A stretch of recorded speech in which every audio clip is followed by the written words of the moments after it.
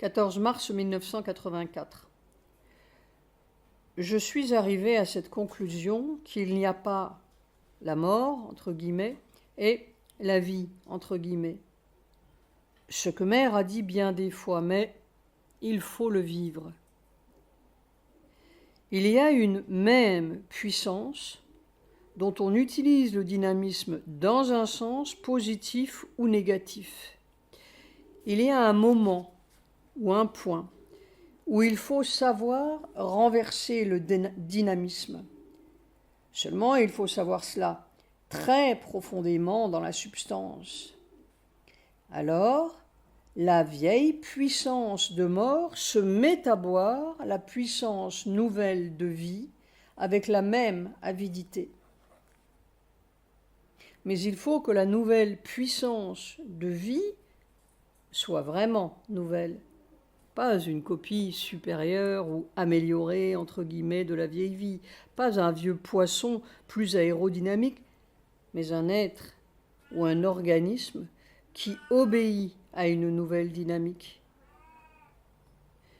Et c'est justement ce changement de sens du dynamisme que le corps prend pour la mort, entre guillemets. Mère disait bien, et je le comprends maintenant, c'est presque une action mécanique sur les cellules. Ce changement du sens du dynamisme, c'est comme de passer de la vie sous-marine à la vie au soleil. C'est aussi radical que cela.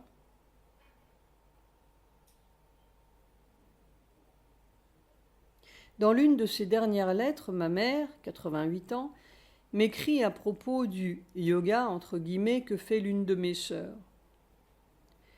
C'est une nouvelle religion que je ne comprends guère comme spiritualité. Pour moi, la mer est là-bas, elle m'apporte le sens de la vie et de l'au-delà. Comme je la comprends. C'est très difficile de changer ce sens-là. Et quelquefois, il me revient avec un bruit de ressac et une nostalgie presque à mourir. Il faut changer le sens. Mais pour cela, il faut creuser à des profondeurs si douloureuses. C'est très difficile de cesser d'être un homme sans être encore autre chose. La vie nouvelle, c'est vraiment une vie nouvelle. Il faut avoir le courage de sa foi. Il faut faire l'offrande de tout, en italique. Après-midi. Ces millions de radicelles, au lieu de se recroqueviller sur leur agonie, se sont mises à appeler, prier, chercher à s'étaler au soleil, et cela faisait un appel de force si intense dans tout le corps. C'est ce qui s'est passé le 12 mars. Vraiment, comme si toute la mort du corps changeait de sens et appelait, s'offrait au soleil. C'était une masse d'appels presque insupportable ou presque éclatante parce que ça se ramifiait partout, partout dans le corps. Et alors une masse de puissance solide est descendue, mais si formidable. Et il y avait comme un sourire divin, innombrable, dans cette masse. Et instantanément, le corps a été rassuré. C'était le divin, c'est le divin, en lettres majuscules. C'est une masse, une espèce de rayon solide qui traversait et saisissait tout le corps. Mais une masse souriante, si l'on peut dire. Le corps était immobilisé, presque solidifié par cette masse de puissance. Puis une deuxième masse est descendue à l'intérieur de cette première masse. On se demande comment c'est possible, tant c'était dense et immuable déjà. Puis une troisième masse est descendue à l'intérieur des deux premières. c'était fou ou à rendre fou ou à faire tout sauter s'il n'y avait pas eu ce sourire, cette évidence divine. C'est le divin solide, physique. Alors, qu'est-ce qui peut arriver? Non seulement le corps n'avait aucune inquiétude, aucun sentiment de danger, mais il adhérait en lettres capitales. Oui, oui, c'est ça. C'était la vie en lettres capitales, même, solide, formidable, puissante, divine, qui l'emplissait, le bourrait, masse après masse, et encore une masse. Et tout d'un coup, je me suis aperçu que ces masses successives, c'était le goutte à goutte supramental. Et alors, ce sourire, si formidablement puissant, comme si la puissance même était faite de sourire, on aurait presque pu dire que c'était du nectar. Mais c'était trop formidable pour être senti comme du nectar, et pourtant, c'était du nectar. Oh, ce oui, oui, dans tout le corps, innombrablement. Enfin, enfin, c'est la vie en lettres capitales, la vraie vie, la vie divine. Et on sentait que ça pouvait tout faire. J'ai arrêté au bout de 2 heures parce qu'il fallait que je détende un peu ce corps et que j'aille marcher. Mais alors, toutes les mers du monde et toutes les mouettes du monde et tous les petits ressacs de toutes les mers, cela paraît mince, sec, sans vie, comme une image de vie à côté de cette vie-là. C'est une étape. Voilà. Ces masses donnaient une sensation bleu foncé. Parfois, c'était visiblement bleu foncé. Soir. On pourrait dire que ce sont les racines de la vieille vie qui sont touchées par la vie nouvelle. C'est peut-être le moi bleu foncé qui grimpe sur le toit de la vieille vie écroulée. Après tout, bleu foncé, c'est la couleur des marins. Je sentais bien qu'il y aurait un marin là-dedans. C'est un nouveau divin. Rien à voir avec les Upanishads et tout le saint tremblement. Ce sont des rêves à côté de ça. Les rishis savaient. Je comprends pourquoi Sri Aurobindo s'y retrouvait dans le Rig Veda. 15 mars 1984. Impression de vriller dans la terre vers un point plus central encore, comme un chagrin dont on ne connaît pas la cause. Ce sont les derniers sursauts de la vieille vie. Après-midi. J'avais pensé que ces pensées entre guillemets, que ces masses de puissance reviendraient et continueraient de changer les vieilles racines, mais rien. Une sorte de nullité ou d'annulation. Je ne sais pas. On ne comprend vraiment rien. Mais comment le vieux poisson pourrait-il comprendre ce qui fait l'autre vie ou ne la fait pas? Il peut seulement comprendre ce qu'il perd, entre guillemets. Il doit y avoir un état zéro du vieux poisson. 16 mars 1984, je croyais que l'opération se faisait une fois pour toutes, mais il semble que non.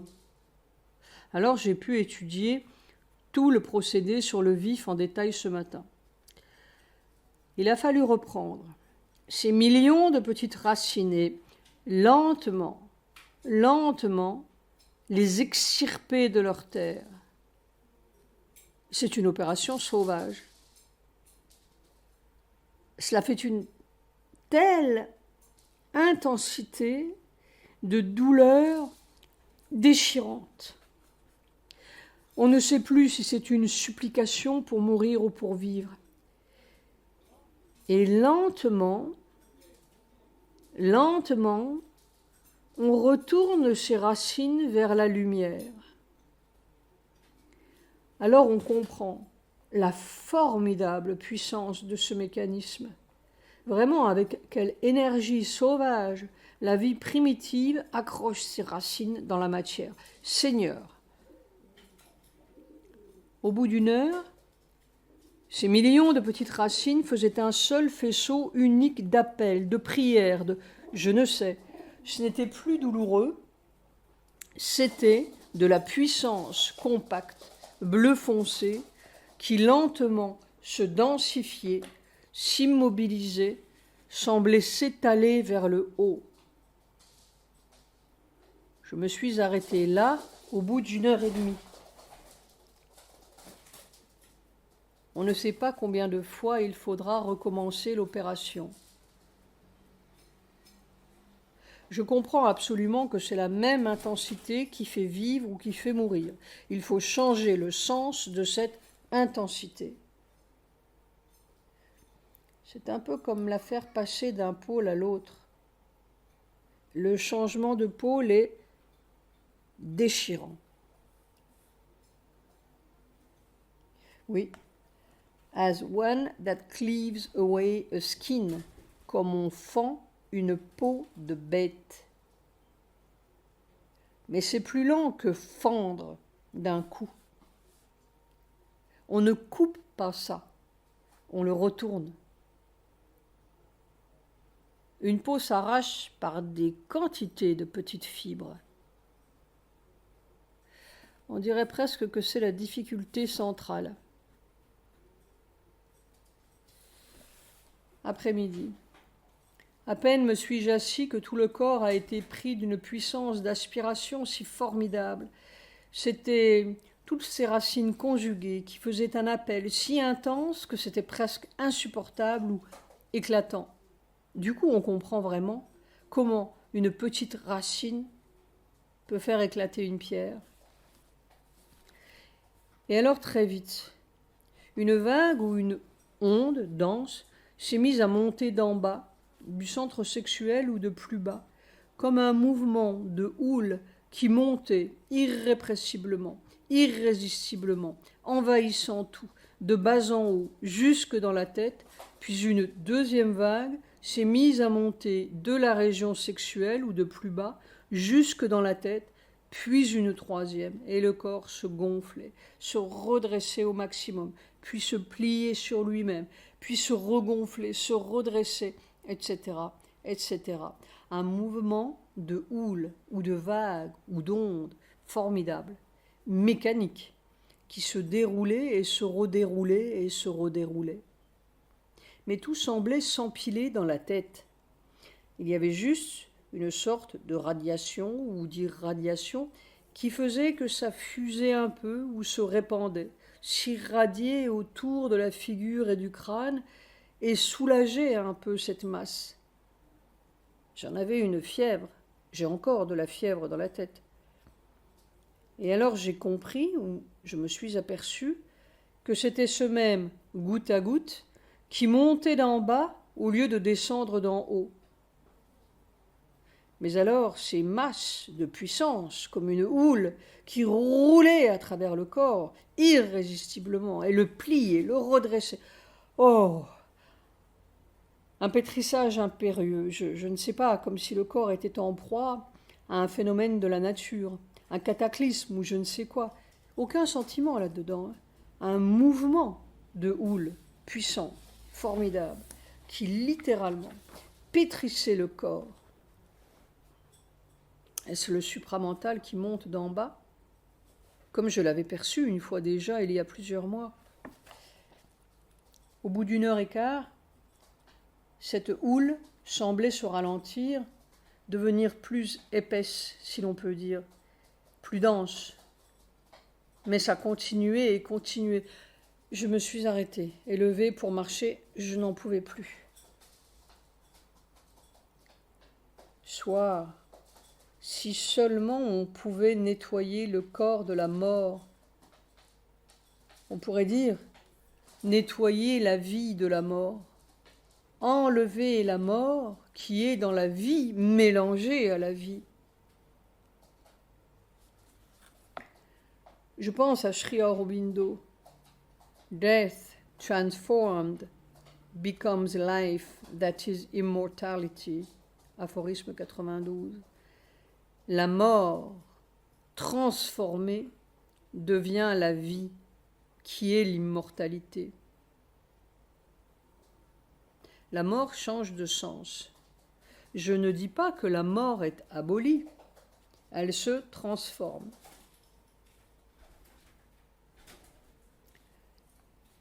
Ils ont fait à Auroville une exposition sur l'évolution, sans parler de l'agenda de mer.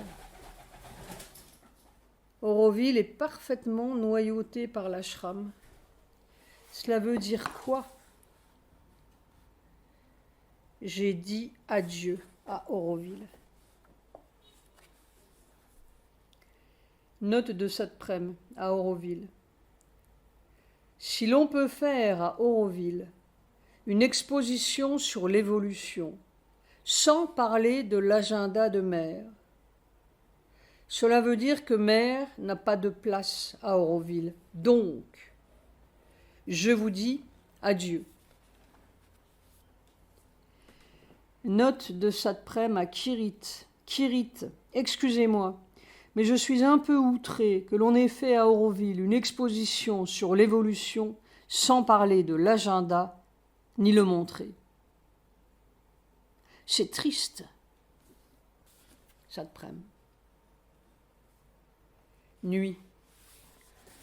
Je m'aperçois que j'ai touché un ressort formidable. Peut-être le ressort.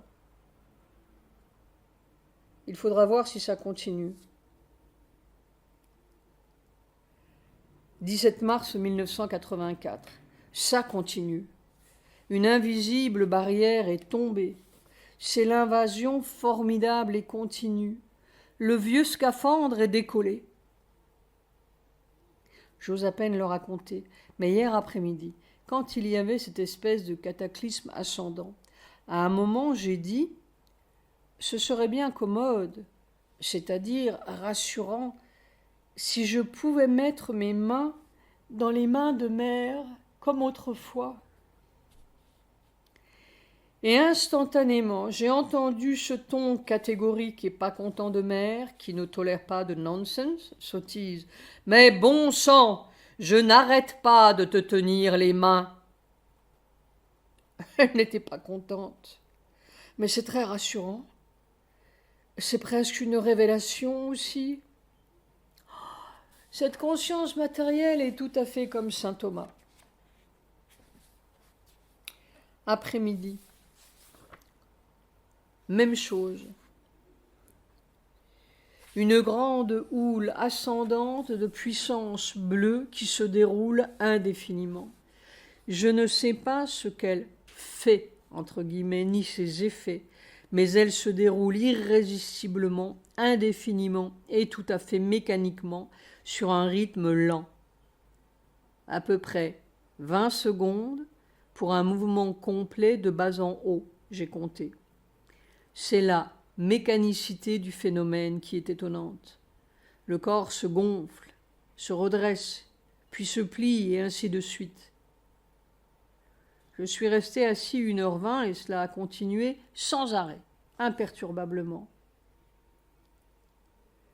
Si l'on veut décrire le phénomène d'une façon visuelle, on pourrait dire que cela ressemble au mouvement d'une houle qui parcourt tout du long une petite crique, bretonne naturellement, avant de se briser sur la plage au fond.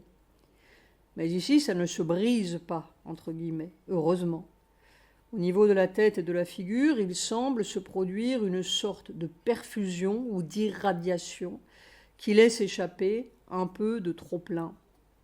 Point d'exclamation entre parenthèses. Mais peut-être pas assez parce que cela produit une sorte de fièvre dans la tête. Peut-être la perfusion ou l'irradiation se produit-elle aussi tout au long du corps par les pores, si l'on ose dire. Mais c'est dans la tête que l'engorgement est plus sensible. Pour reprendre l'image de la crique, ici la houle ne vient pas du large, mais du fond ou du lit de la crique, si l'on peut dire, du centre sexuel, ou peut-être de plus bas, mais c'est dans le centre sexuel que le mouvement commence à devenir fort et perceptible. Au bout de la première heure, la houle semblait plus dense, plus compacte, mais le rythme du mouvement restait le même. Au bout d'1h20, j'ai ouvert les yeux et je voulais m'arrêter parce que le corps commençait à en avoir un peu assez, mais ça continuait et continuait, tout à fait en dépit de moi. Je me suis levée pour écrire ces notes, mais je sens que le mouvement continue en sourdine. On dirait que quelque chose est déclenché. C'est curieux. Je vais me promener. Soir. Tout cela n'a rien à voir avec la Kundalini parce que c'est tout le corps et ses milliards de cellules qui sont envahis et engloutis par cette houle. Au lieu du vieux terreau évolutif, c'est peut-être le nouveau milieu évolutif ou nutritif. En tout cas, c'est sûrement la nouvelle énergie.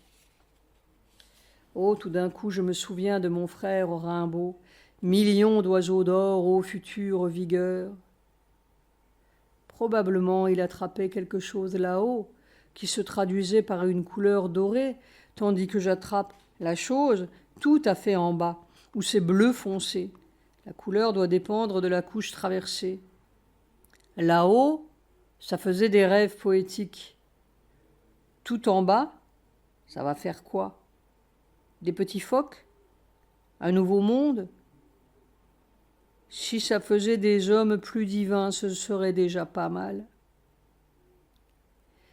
Il faut de la poésie vivante. Nuit, ça n'arrête plus. Quand je dis houle, il ne faut pas s'y tromper. La consistance de la mer a l'air fluette et palote à côté de cette puissance massive, compacte comme du minerai qui coule. Oui, c'est mon solide liquide, ce cube d'océan que j'avais vu. J'ai l'impression que c'est en train de tout changer. Je me suis mis debout devant la grande photo de Sri Aurobindo, comme tous les soirs avant de me coucher, et je me suis aperçu que cette houle montait du bout de mes pieds jusqu'en haut, et pas seulement du centre sexuel. 18 mars 1984, le phénomène continue de plus en plus fort. Des intensités si formidables ou des densités si denses. Passé un certain point, cette marée dense se fige, se solidifie ou s'immobilise. Et là, on a l'impression que tout pourrait éclater en millions et milliards de morceaux. Mais la désintégration ne se produit pas. Je ne sais pas ce qui se produit. Une sorte d'étalement subit ou une disparition, comme si l'on passait dans un autre secteur ou je ne sais où. On ne comprend plus. Ce n'est plus la même chose. Un état extrêmement solide, mais sans limite. Alors là, plus rien ne peut éclater, mais c'est autre chose que je ne comprends pas, ou que la sensation ne sait pas définir tellement c'est autre. La seule prière dans tout le corps, que tout soit noyé en toi. C'est tout. Aucune peur ni même inquiétude, une évidence que c'est le divin. On se sent tout à fait au bord de l'inconnu et parfois projeté dans cet inconnu. La sensation générale reste bleu foncé, mais je ne suis pas douée pour la vision.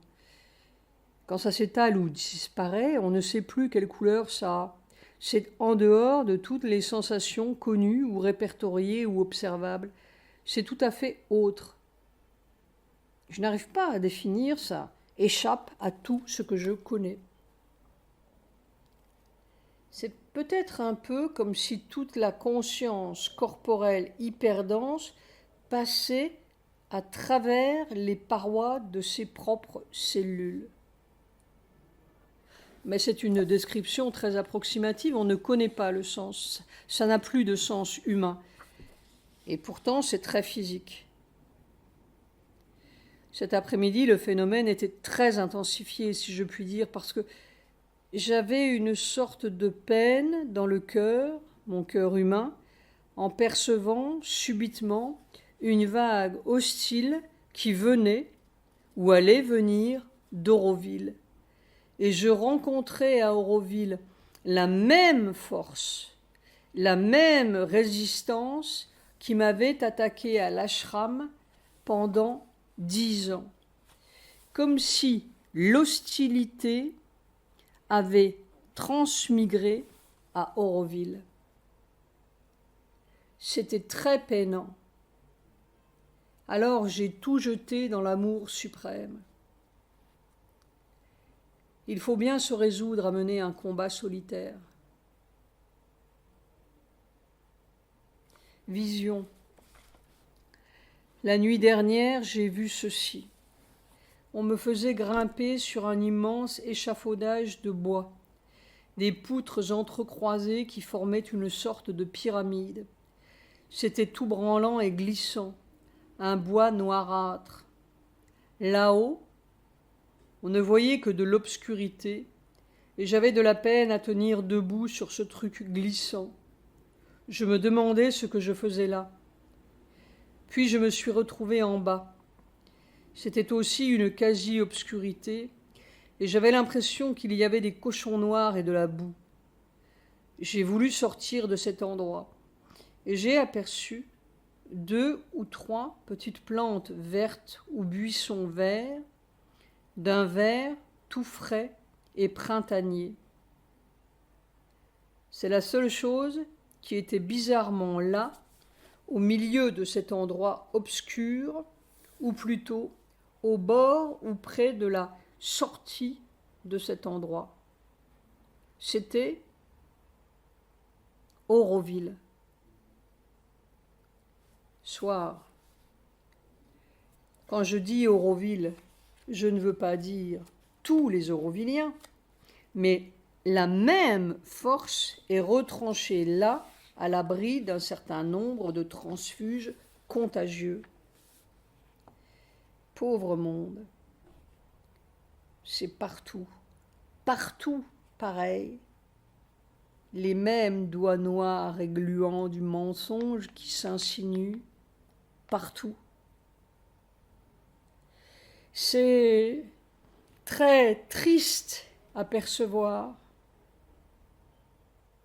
Alors il n'y a qu'une solution, une seule, un seul espoir, un nouvel être sur la terre.